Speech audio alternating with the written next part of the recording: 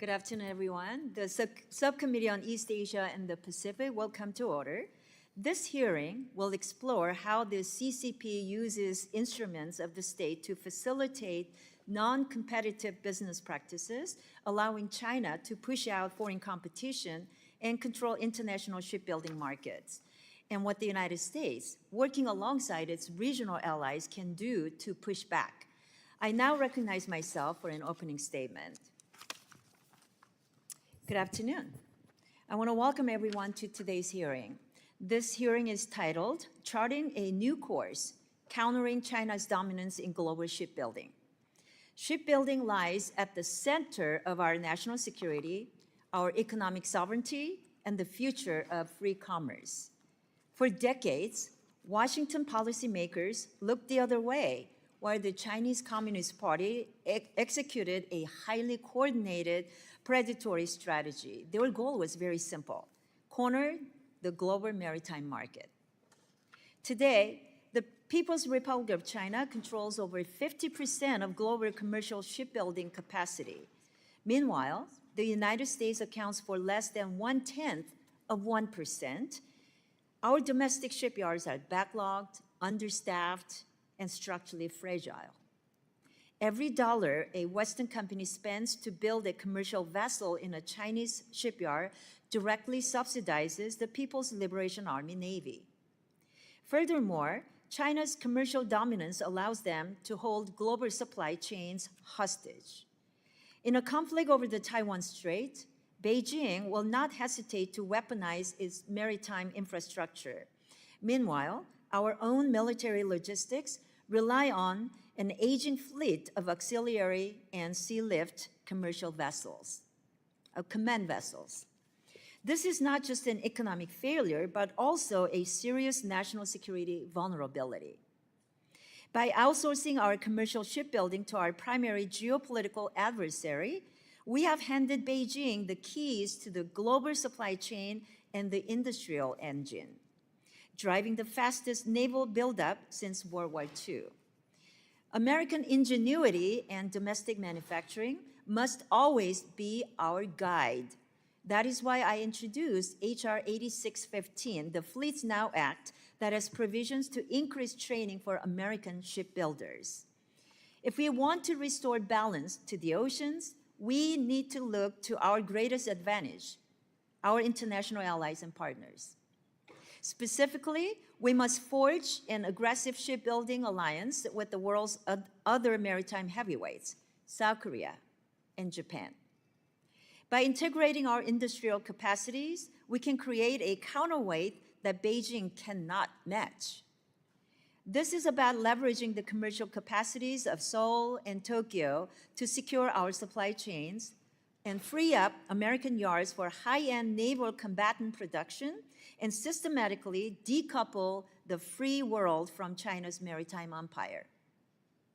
As the President's Maritime Action Plan lays out, we must aggressively pursue allied foreign direct investment to revitalize our underused domestic shipyards, creating tax incentives for firms like HD Hyundai, Hanwha Ocean, and Imabari to buy, renovate, and operate shipyards on our own American soil. The United States is blessed with an unparalleled network of alliances. If we link American innovation with the industrial muscle of South Korea and Japan, we can and will break Beijing's maritime monopoly. We will rebuild our domestic shipyards, empower our global allies, and ensure that the free world continues to command the seas. Our ranking member, Ami Berra, is here for your opening comments. Thank you, Madam Chairwoman. And thank you for chairing this hearing. It's an incredibly important topic that we're talking about, and it's not a partisan issue. If we think about our history through World War II, post-World War II, we know how to build ships and so forth. But over the 75, 80 years post-World War II through the Cold War, we've lost some of that industrial capacity. Our shipyards have aged. We've lost a workforce. I've had the chance to visit shipyards around the world. Had the chance to visit Hanwha Ocean's research facility 2 years ago with Congresswoman Kagan's from Virginia, also a Navy veteran. And I think there's a recognition that if we want to compete in the maritime space, both in the commercial maritime space, but also in the naval geostrategic security space, we're going to have to step up our game. I think there's also recognition in a nonpartisan fashion that we have lots of challenges ahead of us. As I mentioned, aging shipyards and a workforce that does not exist at this juncture. We've got capable workers, but not enough of them, and not enough of the next generation going into this line of work. So there's a lot to be done. And as the chairwoman suggested, we're falling further and further behind China. China does have that capacity. They've been very intentional in understanding global security is maritime security. You talk to our staff at Indo-PACOM, Admiral Paparo and others recognize the importance. And while we maintain a technological advantage and so forth, we don't have that numerical advantage. And on aircraft carriers and other things, they are rapidly catching up. The beauty is, though, China's doing this alone. And I think the importance of this particular hearing with a focus on some of our friends and allied nations, particularly Korea and Japan, that rank number 2 and number 3 in shipbuilding, we don't have to do this alone. Having talked to the Koreans with the chairwoman, but also having visited Japan and talked to the Japanese, there's great interest in helping the United States build ships. We have to figure out the technical details. We have to understand the resource allocations and the resource certainty so that, I applaud the National Assembly and the Koreans for making the decision to invest $350 billion in the United States, $150 billion of which is allocated to shipbuilding. But we have to create some certainties as well. You want to create those demand signals that say, yes, make those investments here, and here's what we're going to do over the next 25 years to catch up. And we can do this. And again, I think the advantage we have where China is doing this on their own, we have allies that we can do this with.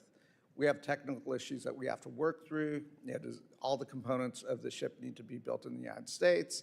Can you build non-critical components, non-technical components elsewhere in Japan or Korea? Do final installation here in the United States? Again, none of these are easy issues. We'll have to work with our unions and others to make sure we're training up a workforce. Can we get the Koreans to make the big investments, in the Philadelphia shipyards, other shipyards that they've expressed an interest in? If they're going to make those investments, they want to make sure we're building ships there. Can we solve visa issues that allow Korean instructors to come in and perhaps train up that workforce? And we're not talking about Korean workers building the ships, but we're talking about Korean instructors, Japanese instructors, training up American workers to build ships. We should be able to, in a nonpartisan way, work through that. There are obviously efforts like the SHIPS Act that are nonpartisan. I'm happy to see portions of the SHIPS Act in the NDAA, so I think that is a good thing moving forward. So again, Chairwoman, thank you for the timeliness of this hearing. It's of critical national security interest, but it also is interest of American competitiveness around the world, and I look forward to hearing from the witnesses, and thank you for being here. Thank you. Other members of the committee are reminded that opening statements may be submitted for the record. And today we're pleased to have a distinguished panel of witnesses before us on this very important topic. Dr. Matthew Funaiole, the Vice President and Dracopoulos Chair in Innovation at the Center for Strategic and International Studies. Mr. Brent Sadler, a Senior Research Fellow for Naval Warfare and Advanced Technology in the Allison Center for National Security at the Heritage Foundation. Mr. James Kim, the Program Director for the Korea Program at the Henry L. Stimson Center. I want to thank all three of you for joining us today. This committee recognizes the importance of the issues before us and is grateful to have you come before us and speak. Your full statements will be made part of the record, and I'll ask each of you to keep your spoken remarks to 5 minutes in order for the members to ask you questions. So let me now recognize Dr. Funaiole for an opening statement. Chairwoman Kim, Ranking Member Barra, distinguished members of the committee and subcommittee, thank you for inviting me to testify. The views I'll express this afternoon are my own. My employer, the Center for Strategic and International Studies, does not take policy positions. China has developed the largest shipbuilding industry in recent history, which it now and increasingly wields as an instrument of national power. We just heard from Chairwoman Kim that China controls over 50% of the commercial market and the US is less than 1%. But maybe to put those figures in a little bit more perspective, a single state-owned conglomerate, the China State Shipbuilding Corporation, or CSSC, builds more commercial vessels by tonnage each year than the entire US shipbuilding industry has produced since the end of World War II. CSSC is also the principal builder of warships for the PLA Navy, and this presents both economic and national security concerns for the US and its allies, but I want to focus my comments on the national security implications. China's leaders seek to displace the US as the preeminent power in the Asia-Pacific and to project power far from its shores, and much of that ambition rests on its maritime industrial base. Over the last 2 decades, we've seen the transformation of the Chinese Navy, moving from a largely regional defense coastal force into an increasingly modern and capable fleet of over 370 ships and submarines, making it the world's largest navy. And if you look at the shipyards that are responsible for this ongoing buildup, military production often benefits and shares infrastructure with commercial operations. It's common in China to see warships being built right alongside tankers and container ships.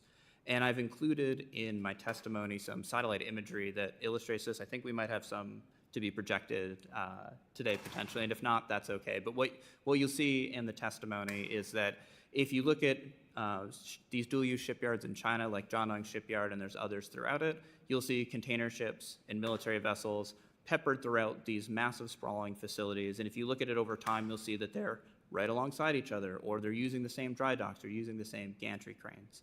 And this is a feature of what China has designed its shipbuilding industry to do. It seeks to fuse together both the military and commercial sides of its operations.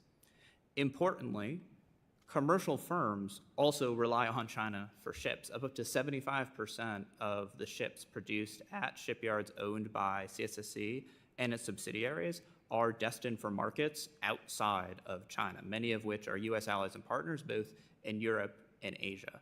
And complicating that entire picture is that it is an opaque ecosystem. We don't have a lot of clarity into revenue flows or technology transfers within that system.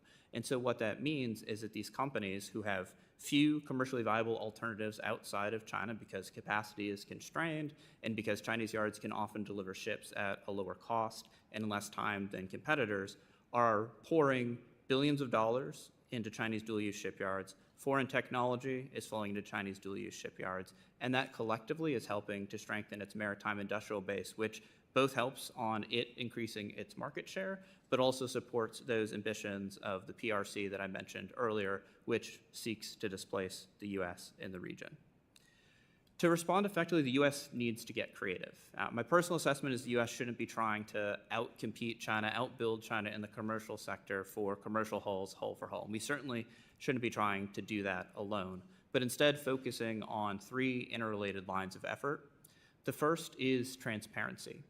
By focusing on trying to understand what those linkages are between shipyards in China, how they support foreign capital and how they support foreign orders, and how that capital funnels back into building up the maritime industrial base will help companies make better risk assessments.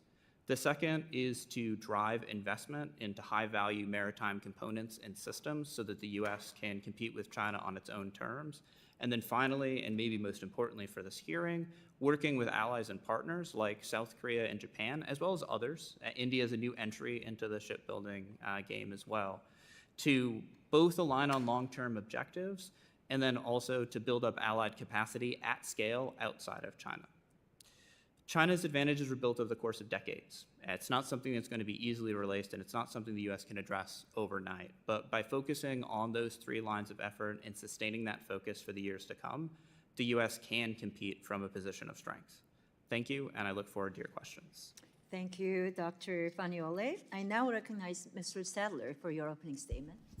Thank you for the opportunity to speak before you all today. I've got some graphics over the side on this, and they're also electronically on the hearing site. So again, good afternoon, Chairwoman Kim and Ranking Member Vera and other members of the committee. Today's discussion, the title, Charting a New Course, Encountering China's Dominance in Global Shipbuilding, is timely, to say the least, and action is urgently needed. In my 26 years as an active duty naval officer, most of it in the Pacific on nuclear submarines, and the last 6 years with Heritage Foundation, this has become a passion project. And the opening statements by the members of the committee that this is a bipartisan, it is a whole of nation endeavor. And we have partners and friends overseas that we can also draw on, like you've mentioned, Japan and South Korea principally, but by all means not limited to them. My message today is we with key allies must forge a united front to China's assault on our maritime industry and national security. Today, our erstwhile adversary, the Chinese Communist Party, dominates global shipping, over 20%, shipbuilding, over 63% of deliveries, and controls a global network of over 100 strategically placed ports. On this commercial foundation, China has built the world's largest navy of over 400 modern warships, tasked with being ready to win a war over the fate of Taiwan next year.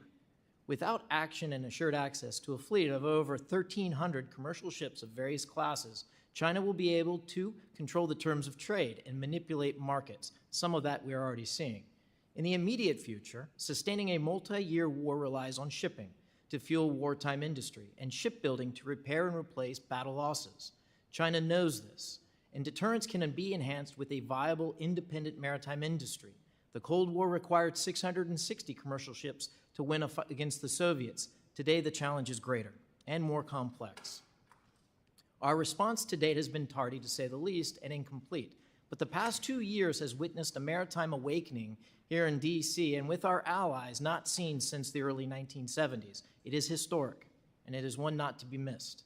This nascent national endeavor is a threat to Beijing's bottom line, as well as its global aspirations. As such, this generational effort must be protected and nurtured against predatory and nefarious attacks to undermine it, some of which are already happening as we speak. Given the scale of the challenge and shared threat, allies are vital. If I can go to the next slide. Together as a united front, given our collective maritime power and capacity for innovation, China will be unable to manipulate our markets or economically coerce us. Recall how China did this in 2010 against the Japanese over rare earths, and again to us very recently, for political purposes and strategic intent. The nation is at a historical moment and unity on this issue. Legislation such as your own, the Fleets Now Act, and the Ships for America Act are welcome and needed. Actions echoed in executive orders by the President and Section 301 complaints against China make clear the path forward. These are important, but a bias to action is urgently required. Channeling our collective advantages requires a maritime group of nations modeled on the informal structures of the G7, membership to include allies like South Korea, Japan, the Philippines, Greece, and perhaps even Taiwan. If you can go to the last slide. This so-called M7 would work to align regulatory and trade policies as well as positions in international organizations for common cause. Moreover, it should enable greater intellectual and skilled labor exchanges, as mentioned earlier, like naval architects, and invigorate our maritime industrial revival. A key element is also at the foreman level. For more on that in question. And China won't be idle, and here's where the threat is. Effectively countering China's expected attacks requires expanded investigative and intelligence gathering and analytical capacities across departments and agencies. The Federal Maritime Commission only had 6 agents to investigate hundreds of COVID recovery shipping irregularities. And cognizant of my time, it is time now in league with our allies to focus our energies, capital, and advantages to assess access to shipping in a crisis, to ensure that we have that, almost at a treaty-level obligation, regain competitiveness through innovation, and restore needed maritime industrial capacity.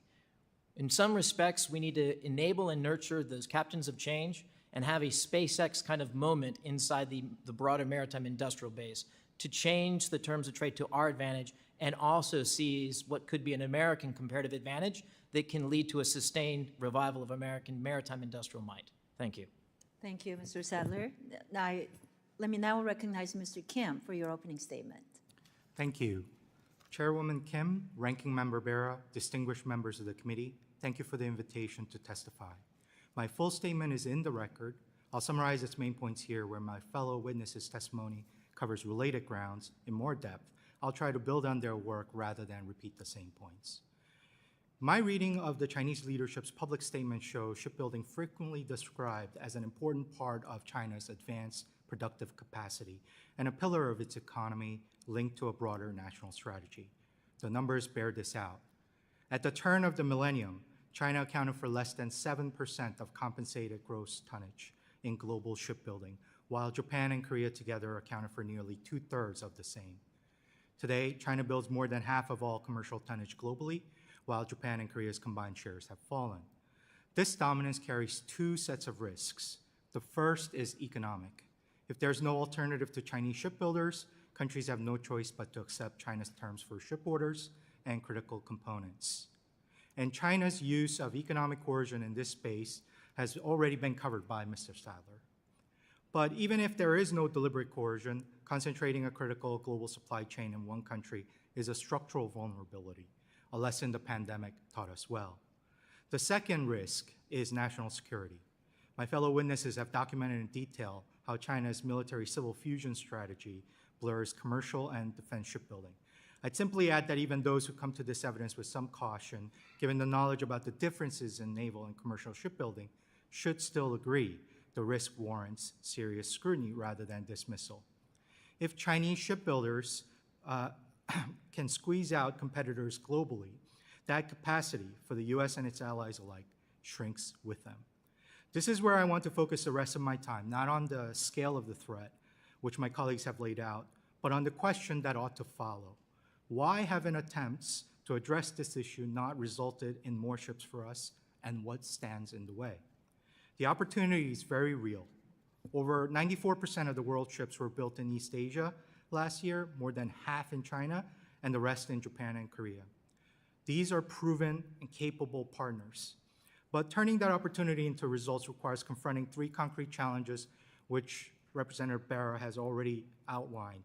One is labor, the other is supply chain, but the final one is demand. According to many estimates, US shipyard labor turnovers runs between 20 to 30%, with first-year attrition as high as 60%.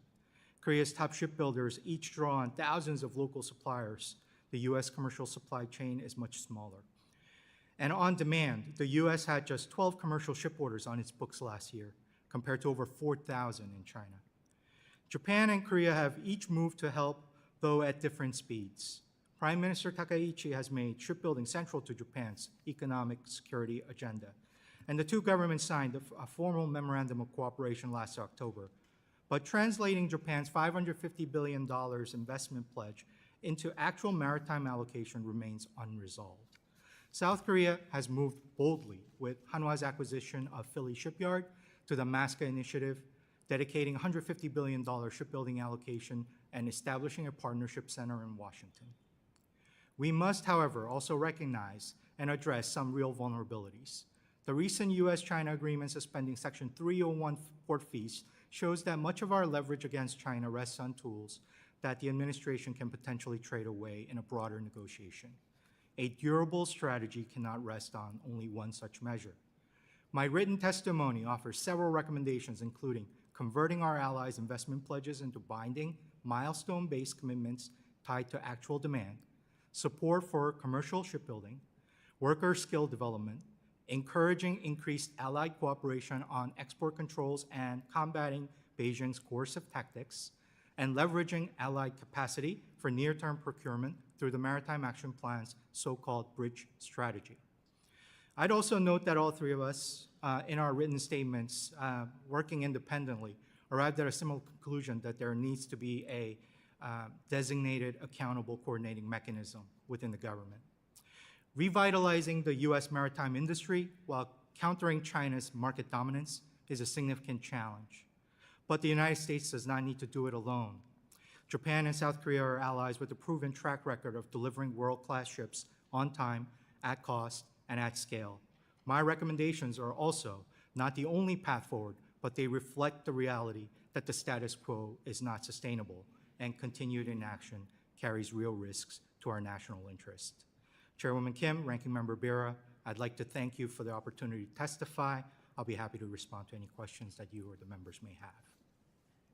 Thank you, Mr. Kim, and to all our witnesses, thank you for your opening testimonies. I now recognize myself for 5 minutes of questioning, and I want to start with Mr. Sadler.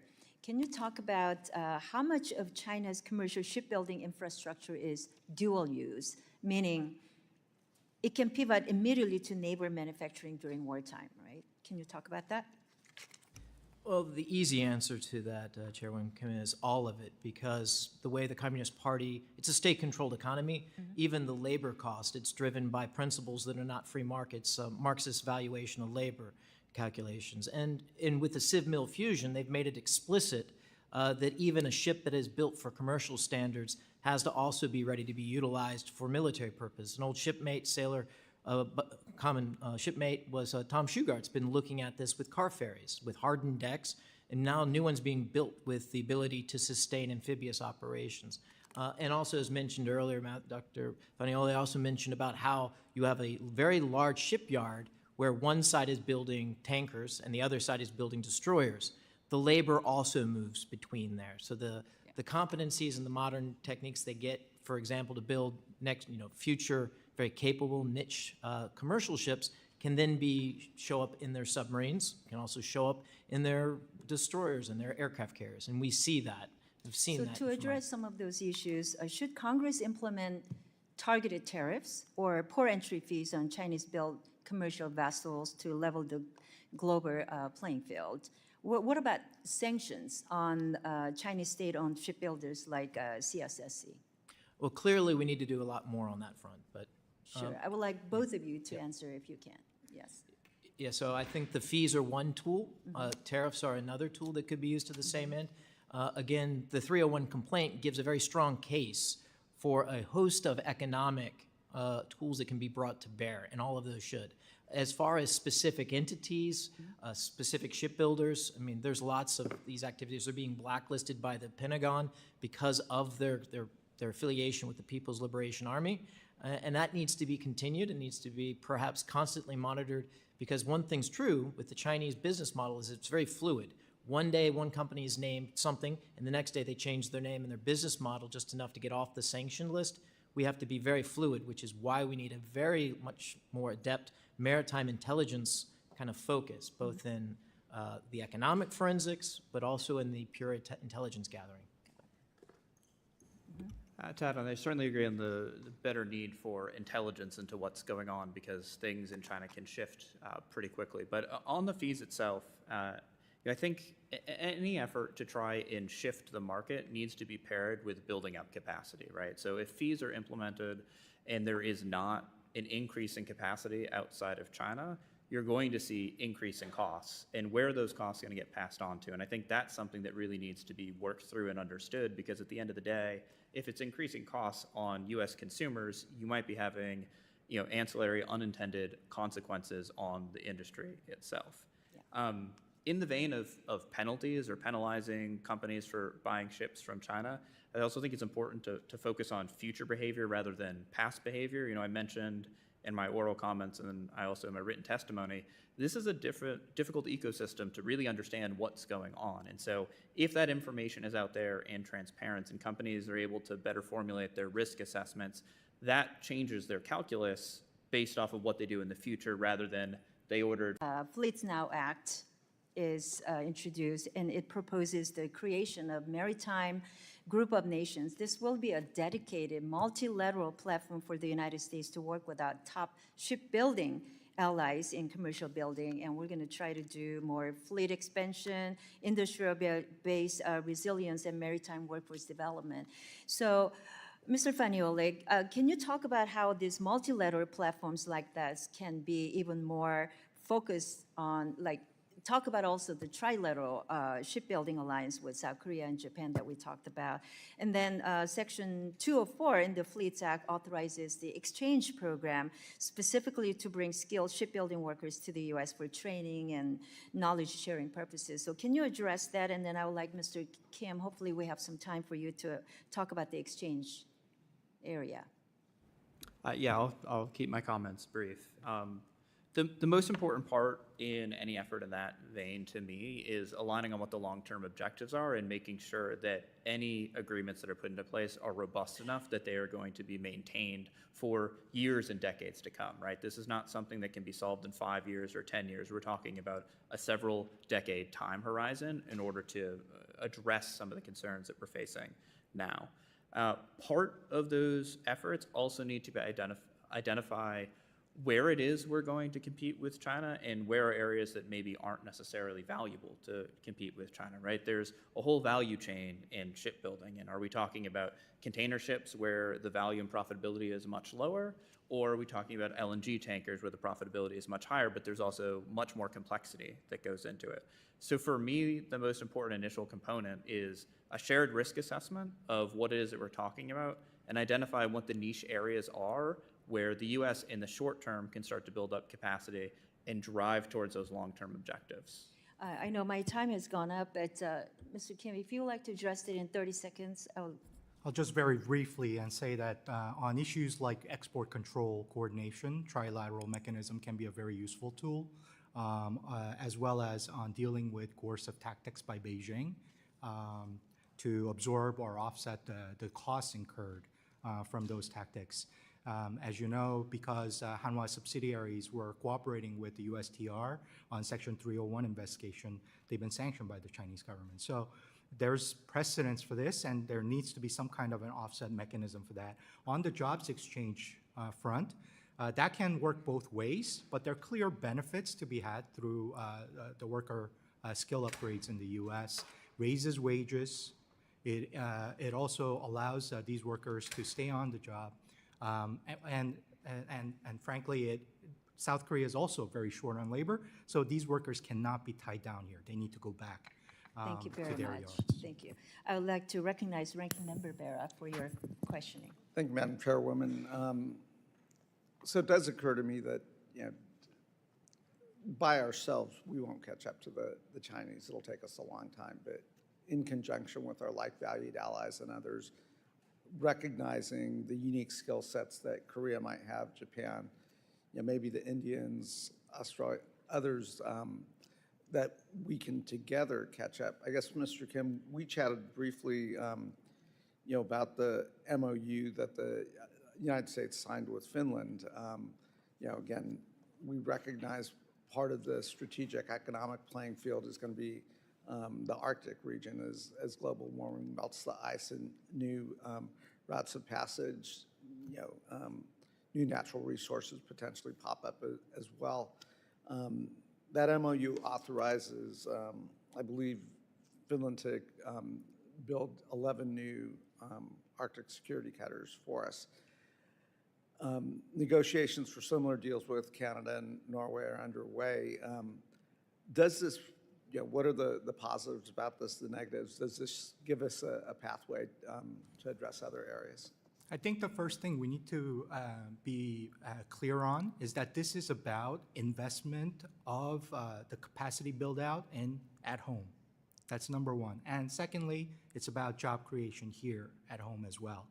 So the question is, how do we do that while we have this immediate near-term need for vessels of different types, whether it be commercial or even naval vessels?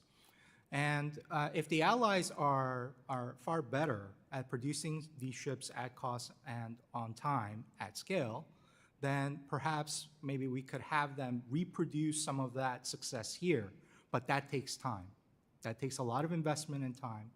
And so in the near term, essentially what you have is an arrangement like the Finland arrangement, which the Maritime Action Plan calls for. It calls it the bridge strategy. It would be a staged process, multi-ship block order, where in the near term, first few ships are going to be built in our foreign yards while the capacity build out and the investments happening here at home. And as that capacity is building at home, and the second phase of this process, some parts or even modular build-outs of hulls would happen in a foreign yard, and the internal components, piping and electrical work, among others, propulsion systems, can be retrofitted here in the domestic yards. Ultimately, at the end of the day, what you want to do is transition to the third phase, where the build-out happens from start to finish at a domestic yard by American workers. And so this would be a phased or staged process. Mr. Sadler, Yeah, so I'm really deep on this one. This is the ICE Pact, and it goes back several years. This is not a new approach in the industry. It's something I also saw in Southeast Asia with orders that were made from China, but also to mitigate the systems that would go on, for example, their offshore corvettes. This also has applicability. You know, the approach with Davies, Canadian firm working buying out Finnish icebreaker building companies that actually are very expert in that in the workforce to then bridge it into the United States. This also applies in naval shipbuilding. It's also a way to mitigate the risk because we do have concerns about transfer of technology that we still hold very close. But again, bringing in treaty allies like the Canadians, but we're also talking about the Japanese, South Koreans, also the same approach applies to naval shipbuilding. And it's also a very iterative way to do it. It makes good engineering sense too. you want to add? Just very quickly, different partners are going to help solve the problem differently, right? And I think the icebreakers highlight, we can identify the partners that are best suited for trying to solve that particular issue. Just on the commercial side, though, it's a little bit different in the sense of like who's the consumer, who's the customer here, right? Icebreakers are going to be different than building a tanker. And in that sense, it's not just those building the ships themselves. We also need to take account the companies that are buying those ships and what their logic is and how they're thinking about risk of engaging with China. Another area that seems easier to solve is ship repair, ship maintenance. I know under the Biden administration, there were deals negotiated with Japan to, do ship maintenance in theater. I was just in Gibraltar visiting a shipyard there. Obviously, with the Mediterranean and some of the stuff happening in the Middle East, I think they're very excited to do ship maintenance and so forth. I assume that should be part of our strategy as well and should be an easier component, the maintenance. Okay. Absolutely, as a Navy man, absolutely, and we need that type of resiliency because you never know when you're going to have an act of God and a ship is damaged, or if you're in combat, you need to get safely to place to repair and get that ship back out. The Bighorn had a grounding.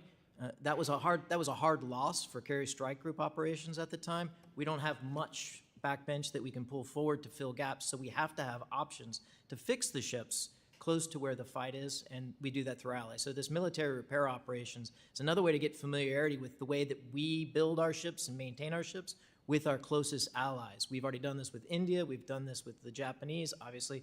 Looking at, with the former ambassador, Rahm Emanuel, looking at expanding that much more broadly throughout Japan, but also South Korea. A lot of learning's been done.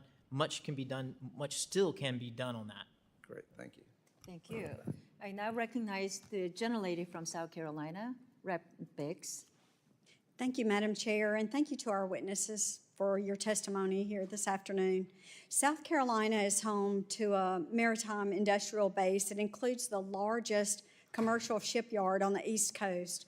And as of last year, a facility serving within the Navy's Distributed Shipbuilding Initiative to expand naval manufacturing across the country. I've seen firsthand how much investment, workforce training, and time it takes to stand up even a fraction of additional capacity here at home, which is exactly why the scale of what China has built is so alarming to me. Office of Naval Intelligence data made public in recent years put Chinese shipbuilding capacity at more than 232, yes, I said 232 times that of the United States, and Chinese shipyards now account for nearly half of the global shipbuilding capacity. But raw tonnage alone does not capture the full risk. What matters just as much is how much of that capacity is purpose-built to convert on short notice.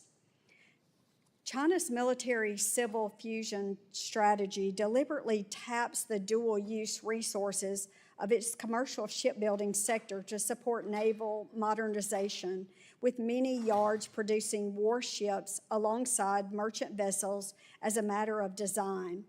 The numbers bear that out.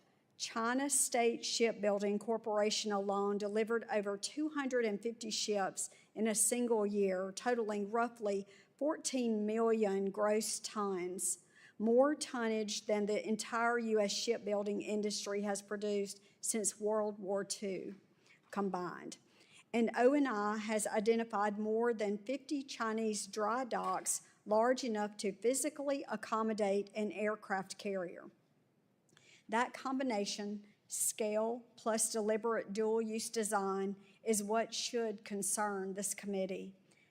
So my question is, and I think we touched on it a little bit with the chairwoman's question, but what does understanding that with China's dual-use model tell us about how to strengthen our own defense industrial base, including states like South Carolina that are already building out to this capacity? I'll open that to anyone. Please feel free to answer. The key thing is that you want to have, it's a generational challenge, so the only way we're going to be able to stay in this game and get back into this sector is to have a comparative advantage. So we have to innovate things like small modular nuclear reactors on commercial vessels that also serve a military purpose, and that means high-speed ships carrying supplies forward to, say, Marines and soldiers that are in the first island chain in the Western Pacific. That's going to have to be the only way forward, because if you only followed what we've been doing since the end of the Cold War, trying to focus only on the naval shipbuilding, you have an unsustainable industrial sector. That's why one of the reasons why we're having so many problems finding the workforce and having ships produced on time and at cost. One of, not the only. The other thing is I'm very, very fond of Charleston, Southern Carolina. The nuclear part there, as well as your commercial port, there is a potential to actually seize this opportunity now. Things like maritime prosperity zones, which are in the president's executive order, could be a way to attract the capital that can actually start to trigger that industrial growth. As far as addressing the Chinese civ mill fusion, we don't want to replicate their approach because it's not appropriate for us, but we should start to hold them accountable in the way we do trade. And I think the 301 complaint that was submitted and adjudicated earlier this last year is the tool to use. Thank you. I'll just quickly echo that you can look at what China's done and say, is that a model that works for the U.S.? And I agree, it's not a model that works for the U.S. We have other strengths to lean on. We've talked a lot about allies and partners and how that could be part of the solution. But one area that we haven't talked really about is we've focused on the hardware side of it, but there's a whole software component to this as well. So the onboard systems, the navigation systems, increasingly autonomous systems are going to be important to the shipbuilding industry. They're already important to the military, and there's probably some crossover there if you think about the innovation that's happening, especially in autonomous systems, that could benefit on the commercial side. This is something China knows, right? They know that they've cornered the hardware side of this, the physical infrastructure construction side of it. They still lag the U.S. in some important areas, especially on the sort of bleeding edge of technology. They're trying to catch up, but the U.S. still has advantages there to lean on. You mentioned earlier about distributed shipbuilding.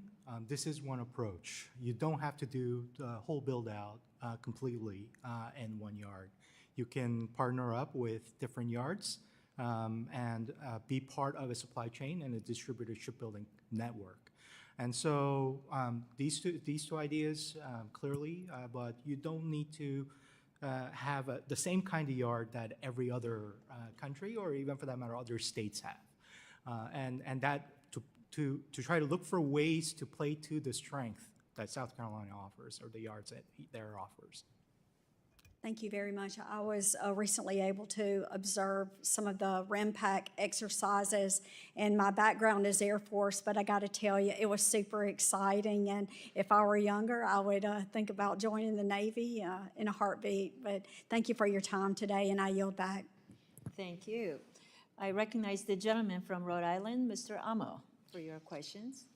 Thank you to our witnesses for being here, and thank you, Chairwoman, for holding a hearing on a topic near and dear to my home state of Rhode Island. So Rhode Island, South Carolina, I guess we have that going on. Since long before the United States became a nation, Rhode Island has been a hub of shipbuilding. Starting with the first shipyard established in 1643, Rhode Islanders understood the importance of shipbuilding to our local economy and to national security.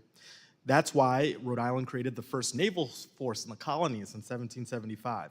Now, times have changed, and certainly in the decades since World War II, the ocean state still remains a leader in shipbuilding. Manufacturing everything from commercial sailboats to nuclear submarines, Rhode Island shipyards provide thousands of good-paying jobs, but are always in need of more skilled workers. As we refocus on investing in our shipyards, one of the challenges remains workforce shortages as one of the most significant constraints on expanding our shipbuilding capacity. Now, Rhode Island has several programs to support workforce development at our universities through the National Institute for Undersea Vehicle Technology and the Southeastern New England Defense Industrial Alliance. But state-level action is not enough. The federal government, of course, needs to play a partnership role. So starting with Mr. Kim, give me a sense of your thoughts on how we can collaborate in the ecosystem with universities, apprenticeship programs, industry partners to support workforce development and meet the needs of our shipbuilding industry. Thank you, Representative Amo, for that question. I can tell you, based on the experiences in Korea and Japan, how they're dealing with dual challenges there. They have also labor shortages in their yards and also a very aging society. And so the labor pool itself is also shrinking. And the way they're doing this through multiple different channels. One is obviously standardizing the shipbuilding design and to make that a bit more efficient so that it's a bit easier to teach incoming workers on how to build these ships. The other is automation, and then third is foreign workers. So they're dealing with this in different ways. With the United States, depending on needs, if there's investments happening by some of these foreign shipbuilding companies, there could be skill transfers. Skill transfers can occur through exchanges both here and also in the foreign yards. You can also have R&D arrangements with universities and community colleges. These are all things that are happening right now as we speak. Thank you. I do want to touch on another topic that's important because in some of our conversations, we've learned some of about the supply chain disruptions from China. And, would love to hear perspectives on how we should support domestic shipyards so they can assess their supply chain security, right? How can we help them avoid key Chinese tools, machines, components, other raw materials that are embedded in the shipbuilding supply chain, especially as we look to build resilience domestically? I'll start with Mr. Kim, but I certainly would welcome other thoughts. So one of the recommendations I made in my written testimony was standardizing the design and the components and the technical specification associated with these ships with our allies. So that our allies would be using the same parts and they would become part of essentially the supply chain itself. So if there's a need and an urgency to dip into that network, then we can ask for that help. The other is also using these coordinating mechanisms like the trilateral cooperation arrangement that we have, or the G7, to try to figure out how to offset some of these coercive practices by China. Thank you. Mr. Sadler? Yeah, real quick. As a nuke submariner, having naval architects that have wisdom and experience that understand when what seems to be a minor change is going to have massive delays and cost overruns is an important avenue to also in the intellectual exchange with our partners in South Korea and Japan to try to get their more seasoned and salty foremen as well as their naval architects exchange to share that knowledge. This is one of the other root causes for why we're having delays and also cost overruns in the Naval Shipbuilding Program. We're only just now addressing that dearth. University of Michigan is also helping to address this issue. We produce only dozens of these naval architects when we need hundreds. On the I guess the industrial-based questions for your state in particular in the nuclear realm, there is going to be a need for more capacity in the training. So the universities there that may have had in the past a naval architect program and also in the blue-collar realm. So we need also highly skilled technical folks that are going to be the foremen. And it's the foremen that are running the small workshops that really make the difference. And they need to be supported with very responsive naval architects to know when a design change can be made without any real significant implications. So your state's at the hub of this, I think, as a nuke submariner, and also with the production that's yet to come. The nuke submarine fleet is going to be growing. Yes, definitely. Thank you. And Dr. Funaiole, Yeah, I'll just quickly add on a couple of things. One is just I think a reality check. We're not going to be able to get China out of the supply chain anytime in the short term, right? And there needs to be an assessment of what's realistic today, tomorrow, 5 years from now, 10 years from now. I mentioned high value components a couple of times and focusing on what that looks like, but you're right. There needs to be a comprehensive assessment of what level of China being engaged in the market is acceptable. What reduces our risk and what does that look like? And it's going to be different for different platforms. I'll just add, and I know it's a little bit different than the specific question that you asked, but China's maritime ambitions isn't just shipbuilding, right? There's port infrastructure, there's technology, there's a whole host in the maritime ecosystem that China seeks to dominate. So yes, we need to upskill our own labor force for ships, but we also need to think about port infrastructure, we need to think about cranes, we need to think about operating software. All of this is really critical to ensuring that the U.S. has the ability to secure its interests. thank you for that feedback. My time's expired. I yield back. I now recognize Representative Barr from Kentucky for 5 minutes. Thank you, Madam Chair. You all have laid out the challenge in stark terms. A single state-owned conglomerate, the China State Shipbuilding Corporation, builds more commercial vessels by tonnage each year than the entire U.S. shipbuilding industry has produced since the end of World War II. China's share of global shipbuilding output is now more than 53%. Ours is 0.1% of global share.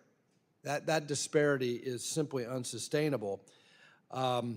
Thankfully, American companies are making meaningful strides in maritime autonomy and advanced manufacturing. Additionally, as noted, South Korean and Japanese companies have similarly developed advanced shipbuilding methods that have allowed them to remain globally competitive.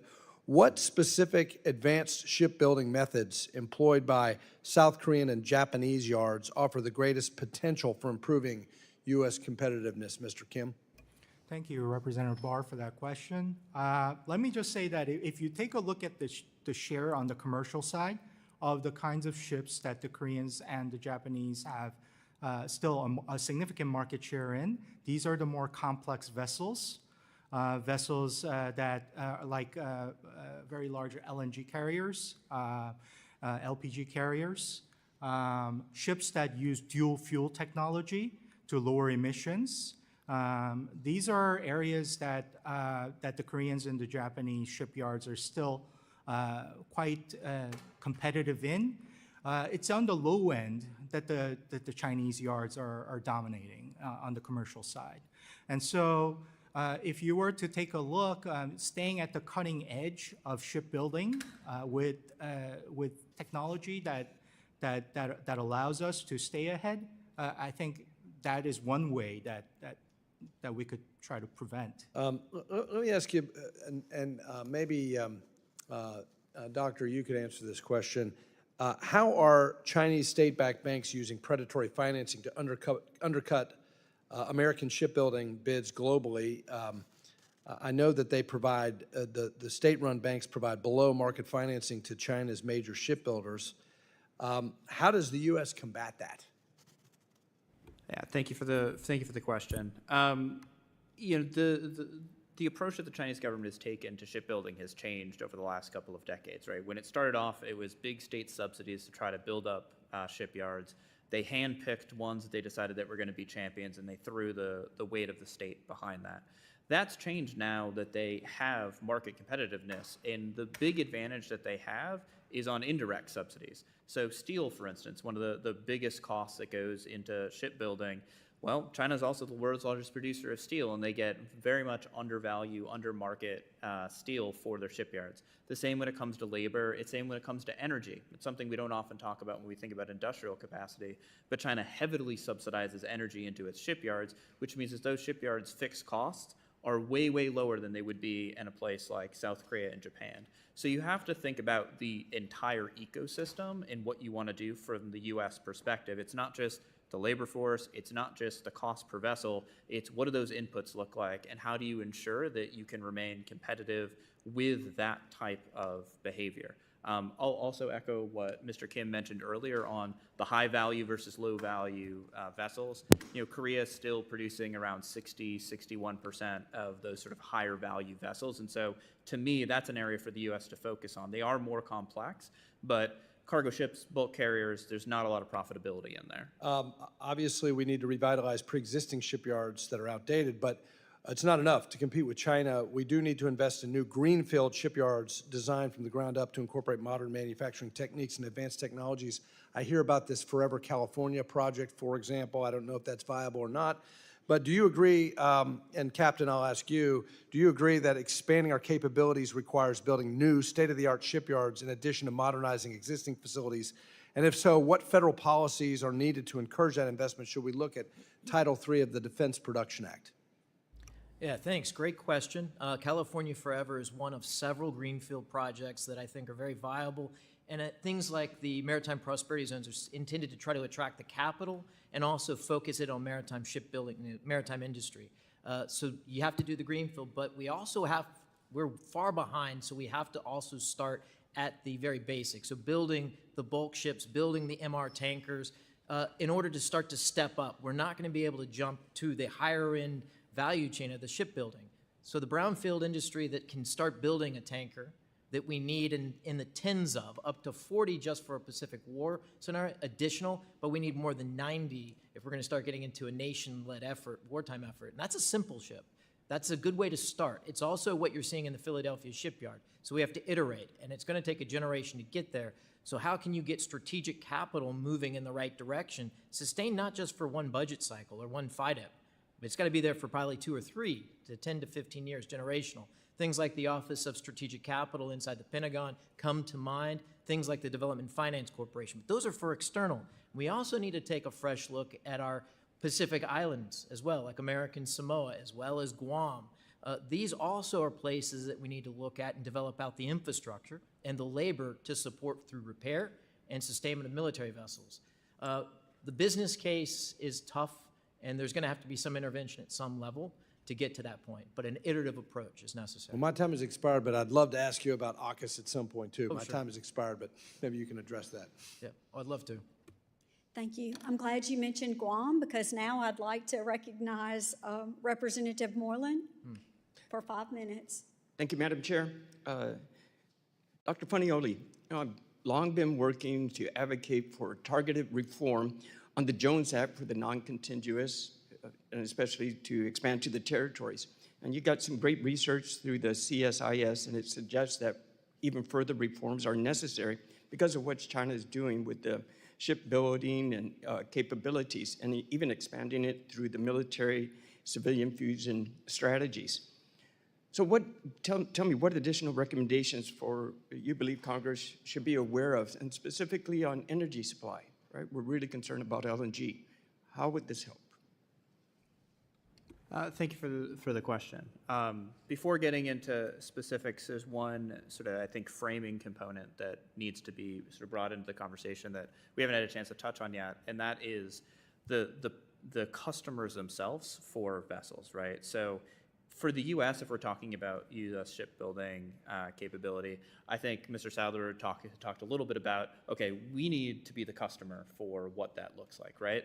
And so maybe that doesn't have to be as market competitive with China, right? Like we can incur some additional costs on that front.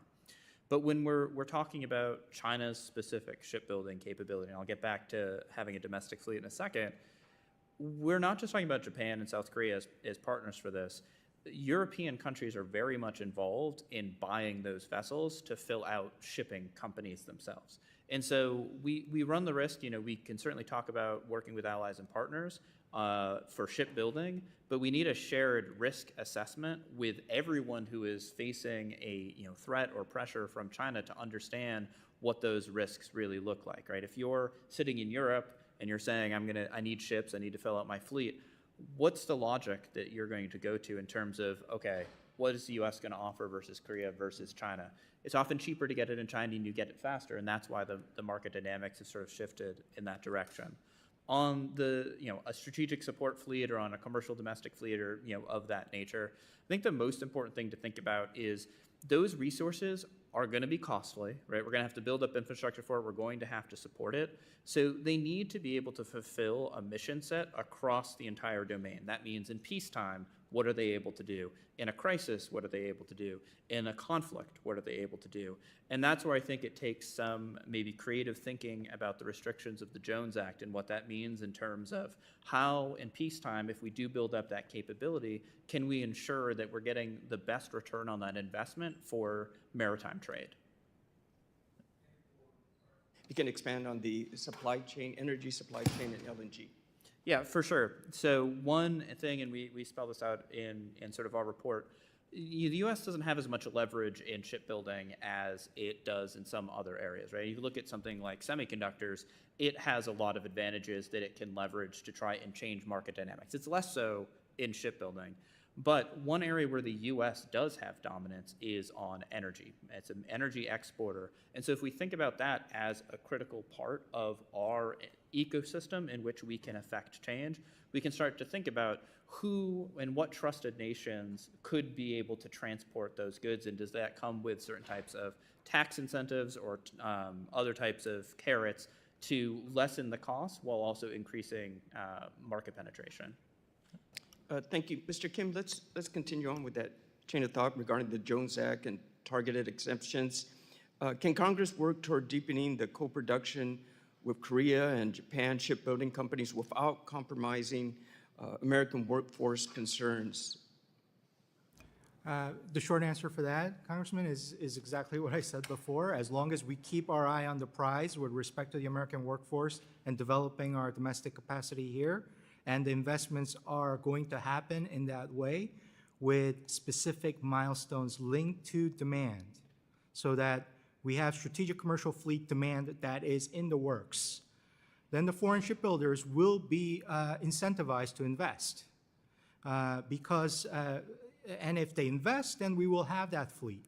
And the more fleet we have, we address the problem that you just mentioned with respect to Guam. Would you say there is a demand for shipbuilding for LNG ships? Some of those 12 that I mentioned before from last year are for the energy-based energy transport, and one of them I think was for the LNG. And so, yes, we would need to expand that portfolio. Thank you. I'm just running out of time. Hopefully we have round two. Thank you so much. Now I recognize Representative Sherman from California for 5 minutes. Well, thank you. Let's see here. The Maritime Action Plan calls for the elimination of regulations that protect our national environment. This administration regards those requirements as burdensome. The White House would like to abolish inspections of unmanned barges on the Great Lakes, and it wants to change the Environmental Protection Agency's Engine International Air Pollution Prevention Certificate requirements. I wonder if we really need to do this. I know that Japan and South Korea have been successful in the shipbuilding industry, and yet they've maintained their environmental standards. Dr. Kim, are other countries able to protect the environment and still have a viable shipbuilding industry? Congressman Sherman, let me put it to you this way. Any regulation, whether it's environment or labor related, is cumbersome and costly for businesses. Yet, historically speaking, we have regulations in place for a reason, whether it be for the environment or for labor. And businesses, as long as it's applied fairly across the board, they comply and maintain doing business in that country. Now, the problem here is that China is not beholden to these kinds of these kinds of regulations or restrictions compared to the US here, or even for that matter, Korea and Japan. Yet, as you have mentioned, Congressman, Korea and Japan still the second and the third largest producers of ships. And they do this through what they call green shipbuilding. And there are two ways to do it, is to create the ships that are engaged in lower emissions, following through on the International Maritime Organization's desire to become net zero by 2050. They are on track to try to do that with dual fuel technology that lowers emissions. Second is to have a shipyard that is compliant with the environmental regulation in the respective countries. I'm going to try to sneak in another question if... So they do this and they are competitive. That's how I would say. Okay. And I would point out that without subsidies or quotas, we're not going to revise the shipbuilding industry in this country. And the environmental requirements are just a small portion of the economics that need to be overcome. If we're going to revitalize the domestic shipbuilding capacity, we have to invest in a domestic supply chain, not just final assembly. There are countless products that are needed from plates to engines to cables to coatings. After decades of decline driven in part by China's state-subsidized dominance of global shipbuilding, the U.S. Navy estimates that China's shipbuilding capacity now stands at 232 times that of the United States. And Mr. Kim, do you agree with groups such as the AFL-CIO that we need to reverse this trend and oppose any proposal to move domestic shipbuilding and the ship repair offshore?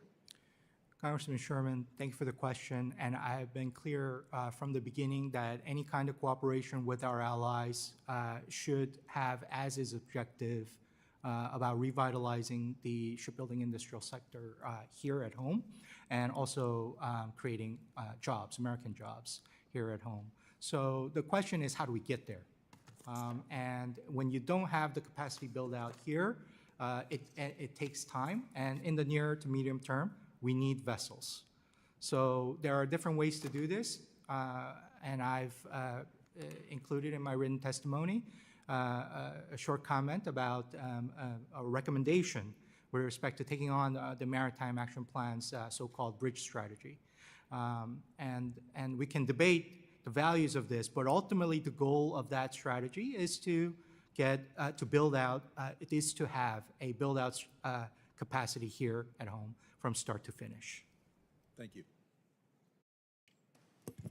Let me now recognize the gentlelady from American Samoa, Rep. Raruagan, for your 5 minutes questioning. Thank you, Talofa. I want to thank you, Chairwoman Kim, and the ranking member as well for holding this important hearing today, and thank you all for testifying. I'm always happy to see my good friend, Brent Sadler, who's a great advocate for the Pacific Islands and just recently visited my home in Funaiole, American Samoa, located deep in the Pacific. As you know, we are the only U.S. soil south of the equator, and we have the best natural deep water harbor in the region. We rely heavily on shipping, and we're lucky to be the only territory that is not held hostage by the Jones Act. American Samoa stands ready to host more U.S. naval and shipping assets in the Pacific. So, and this question is for all three of you who'd like to answer. What specific incentives can the U.S. offer global shipping companies to move their vessel orders from China to allied nations? Mr. I'll Kim? go very quickly at first Okay. and maybe set things up. You know, there are incentives that can be put in place from government, and we can certainly talk about those. But to me, the most important aspect is there being capacity outside of China. Businesses that are buying ships from China aren't doing it out of a fondness for Beijing generally, right? They're doing it because that is where the capacity is, and that's where they can get ships at cost. So yes, you can put incentives in place to try and curb the behavior of a particular company or try to get it to buy ships from elsewhere. But if that's not paired with there being more capacity in the short term in South Korea and Japan, and in the long term, as Mr. Kim has brought up, capacity here in the United States, then you're always going to be fighting against market dynamics. And I think you really have to broaden the market out in order for there actually to be effective change. Any measures that are put in place by government are temporary fixes until there is an actual viable industry for companies to pull from. Thank you. Yeah, so Talofa, it's great to see you again. A couple of things on this to be real quick. One, the fact that we have U.S. flag Jones Act fleet ships going to China to do maintenance or even doing significant modifications to be dual fuel use is a problem, and it's an indication that the system is broken and we need to look differently at this. So first off is trying to make that either prohibited or to put conditionality on any other benefits that the shippers get in that. But there does need to also come with some more carrot or more incentivization on that. And perhaps looking at what we're learning with attempts to use DFC for flagging or provide assessments with or assistance with P&I insurance, rather than flags of convenience, perhaps looking at flags of confidence where we provide more services when you have a U.S. flag, an idea that still needs further development. But for our Pacific Islands, you have small market economies that are scattered over great distances. There needs to be a different model approach that also addresses the needs there, which are unique. But there is also a national security implication to this as well.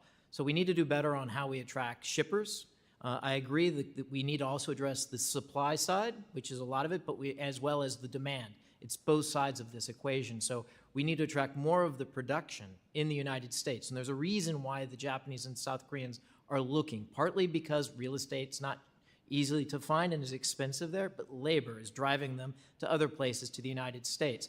Now, when it comes to repair, and again, the distances involved, there's an opportunity for islands like American Samoa, Guam, as well as Hawaii to develop out more commercial repair and sustainment. I know very well the port there in Paopano supports a lot of the local fishing fleets. There's a dual use there to support Coast Guard that should be looked at. But we're not going to get there with purely economic, market-driven. There has to be a greater strategic drive in this. The Jones Act is not the solution. It's also not going to be part of the problem, but we need to look at and focus on competitiveness. And I think that's partly why the Chinese have been undercutting us and preventing us from getting that comparative advantage at field. I would just add that better logistics along with more vessels would be helpful.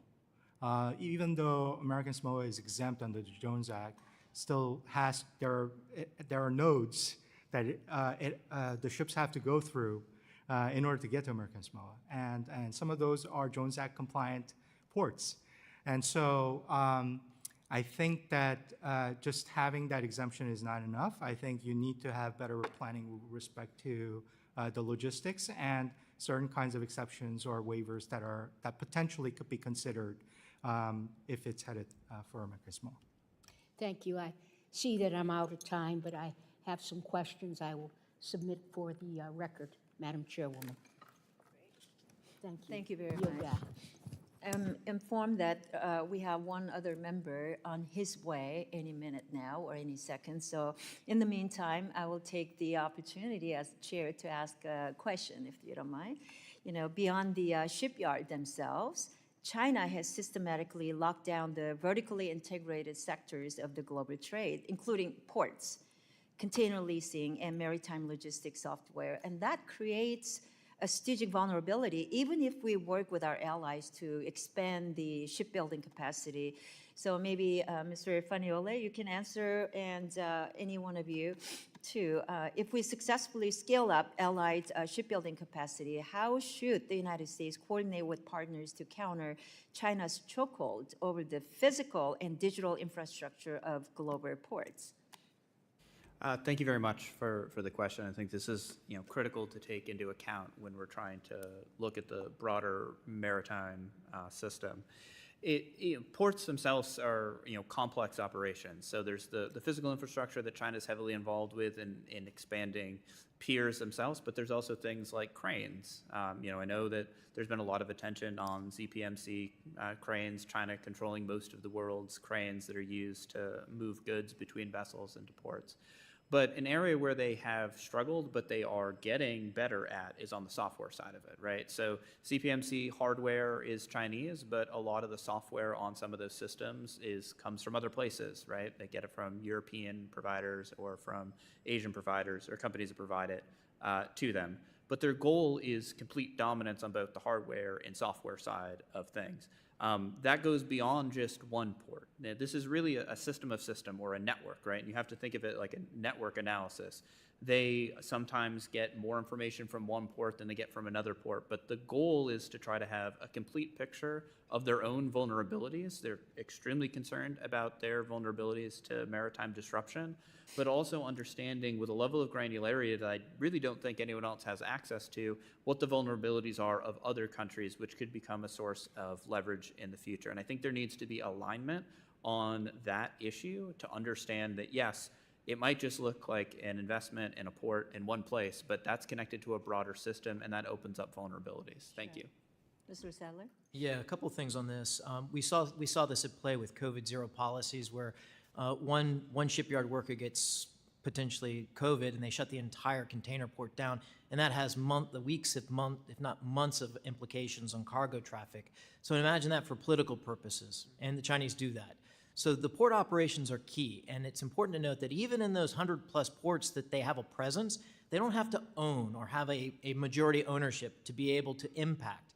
They don't even, in some cases, even have to have a presence in the yard if it's a country that's very pliable or one very reliant, because then they can actually insist that a certain naval ship cannot have permission to visit, or that there's not pier space available. This was the excuse used in Solomon Islands a few years back when it became clear they had a security pact agreed with Beijing. The Coast Guard cutter couldn't make a scheduled and previously approved visit because there wasn't pier space. It wasn't true.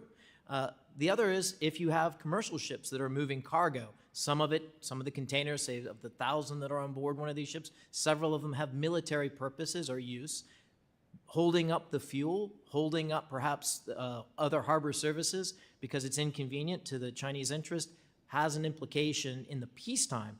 In wartime, that could be disastrous and cost lives of our soldiers, sailors, and airmen. We saw this play out when the former administration was trying to move supplies for the Gaza, humanitarian relief, and also supplies to the Israelis, and you had, pro-Hamas supporters shutting down ports in the Pacific Northwest and Washington State, but also leaning on one of our allies, the Spanish government, to make it very hard to get into ports in southern Spain, and even complicating with our British allies in Gibraltar. So the problem is here and now. The ports are important, and I will say one thing on the supply chains. We kind of missed the opportunity to talk about it. There needs to be much more application of AI and supply chain understanding and intelligence. This is part of the intelligence piece. Many of our allies rely on second, third tier, not further down on China's source of materials. That includes our key allies, Japan and South Korea. Knowledge is very powerful on this. We need to be far better at that and also understand when the markets are being manipulated to cause delays or interference.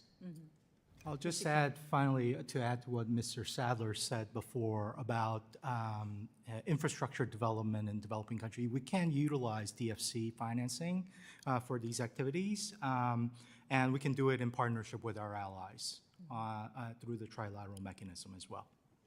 Thank you very much. I was going to ask, if there was diplomatic and economic tools that we can use to encourage allied and partner nations to diversify away from Chinese-built systems and equipment? There's a few.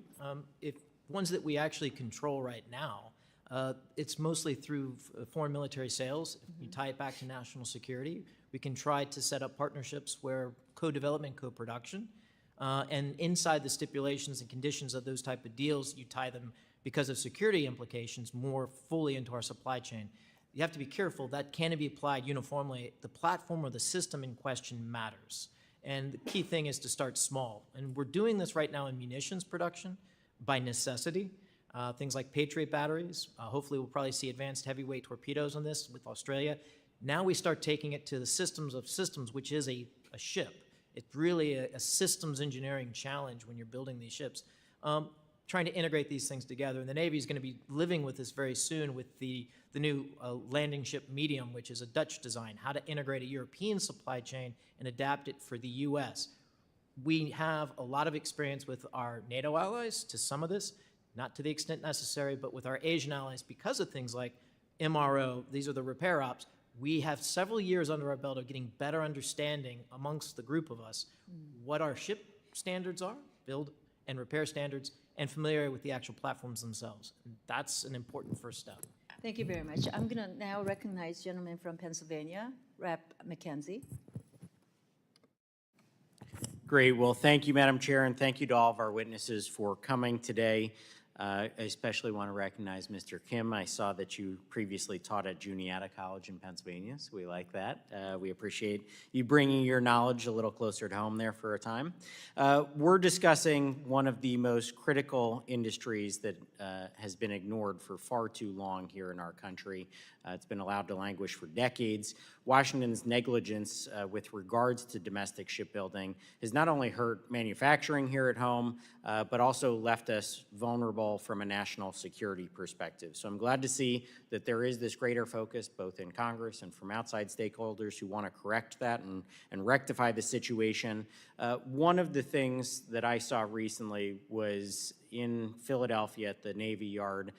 We have a partnership going on with an investment coming in from a Korean stakeholder. Fantastic, revitalizing and bringing back that old Navy shipyard. But the output is still incredibly low compared to adversaries like China. And so I think part of that is that dual-use production capability that they have at their Chinese shipbuilding locations. How can we increase the amount of ships or send the demand signal that it's not just a government imperative and desire, but we want to see more ships just in general built at U.S. facilities so that they can start making the investments in newer technology and ultimately see more output from locations like that. So what can we do in a wider perspective? And I think Mr. Sadler was talking a little bit about kind of those types of things in your last comment, so maybe you want to go first. Yeah, so Hanwha's investment is kind of like the canary in the shipyard, so to speak. And so what's key thing to watch now is what orders do they get for tankers. And in the current budget that was proposed by the administration, there's console tankers, there are oilers. How many of these civilian ships that preferably are going to be built in a U.S. yard go to Hanwha? They are actually positioned to do that. And that'll be a proof that the concept and the investment was well worth it. On the labor side, and there are labor issues in the Philly yard, that should be expected anywhere that you're starting up a brownfield, and certainly a greenfield opportunity, but Philly is a brownfield. So getting and attracting that, you got to pay a premium to get the labor, but you also have to improve using technologies like AI and some of these augmented reality to be able to rapidly, not to fight against the reality of high turnover, but to embrace it so that you can train up someone to be a running wires or pipe fitter or actually being a welder much more rapidly than has traditionally been the case. And that's something that it's moving too slow right now. And it's the U.S. Navy's shipbuilding that you're seeing that. Places like Huntington Ingalls has been trying to do this. But we need to take it to another level to rather not fight, but to embrace high turnover. When it comes to the time frame, everyone, and I'm also very guilty of this, it's not fast enough. But when we're talking about capital investments and industrial uptake, you're looking at fast is 3 years. probably pretty much above average is 5 years. And so we're really into like the second year of the Hanwha investment into Philadelphia. In 3 years to 5 years, we should start to see more production. We should see labor issues starting to stabilize out.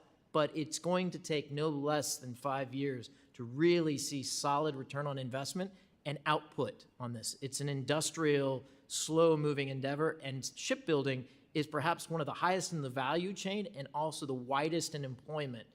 So when you build a ship, there's 1,000 different things and parts and specialties that go into it. There's no greater job creator.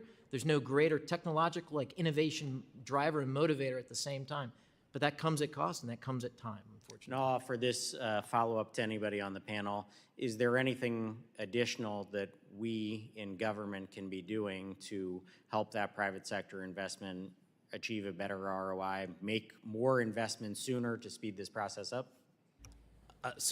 This one I've been involved with, like things like the Ships for America Act, the executive orders of the White House. We need to change the incentive structure with industry. Capital investment and workforce, higher salaries, needs to be prioritized and basically rewarded rather than focusing on the shorter 1 year, 3 year return on investment. Stock buybacks, this is something that really infuriated the former administration Secretary of the Navy, and it's infuriating the current president as well, because that money that's going in for orders for ships, the price is higher, means that salaries should be paid at a higher rate to attract the workforce and capital investments made. So we have to change, and I think Congress has a key role in this in things like the Ships for America Act to try to memorialize this new incentive structure. A lot of ways to skin that cat. Some of our partners overseas, Japan, but also in Estonia, have some very interesting tax mechanisms to incentivize the right type of behavior. Congressman, this is part of the reason why in my written testimony I recommended converting the investment pledges and tying them into the demand with specific milestones associated with the size of that demand. This way, there's some degree of predictability and where you see different deliverables on the investment side, and also from the company's perspective about how much they're going to invest and how quickly they will invest given the demand. So instead of simply passing the act, I think what you need to do is link that in with specific milestones on these investments. I know we're over time, so I'll be very, very quick on this. Consistency is probably the most important part, and Mr. Kim just brought that up. Like this is a multi-decade endeavor, and so if you're going to send the right demand signals to business, the U.S. needs to be reliable in what it is, especially if it's trying to attract foreign investment. I want to put one other thing out there because you sort of cast a wide net and what else we can be thinking about. A lot of the legislation that's in place right now, or legislation that's working to be in place, is focused on the ship construction component, and that's critical. But we also have to think about what advantages the U.S. has, and it has advantages in AI and in automation, especially when it comes to China. China is very much aware that it lags the U.S. and it wants to catch up in those areas, and so we need to be thinking, in my view, more broadly about not just the hulls themselves, but the onboard systems. How do you automate elements of the shipyards? How do you bring AI in so that we can train the workforce faster and that they can be augmented in the work they do? If you have high turnover at a shipyard, AI can help to be a solution there so that you're getting your workforce up to speed as quick as possible. I'd only add one more very big American advantage, comparative advantage in this, is marinizing small modular reactors, nuclear power. We have, as a nuclear submariner for many years, this is perhaps a trusted industry the world over. It's also a place where we have a comparative advantage, and why for many years been arguing that we need to put that on ships, both for military purpose, logistics, but also for this to take back market share from the Chinese by focusing in on the type of shipping that we need, blue water, international trade. At the same time, we're actually providing something that's very competitive in the market space. And there's a reason why everyone's looking to nuclear now, because it is green and because it is actually very effective at having high-speed transits, less ships, more cargo throughput. Great, thank you all. I yield back. Thank you. I know at our time here, so I want to thank our witnesses for your testimony and answering all of our members' questions. And I want to thank the members for participating with your questions as well. The members may have additional questions for the witnesses, and we'll ask you to respond to those in writing. Pursuant to committee rules, all members have 5 days to submit statements, questions, and extraneous materials for the record, subject to the length limitations. So without objection, the committee now stands adjourned.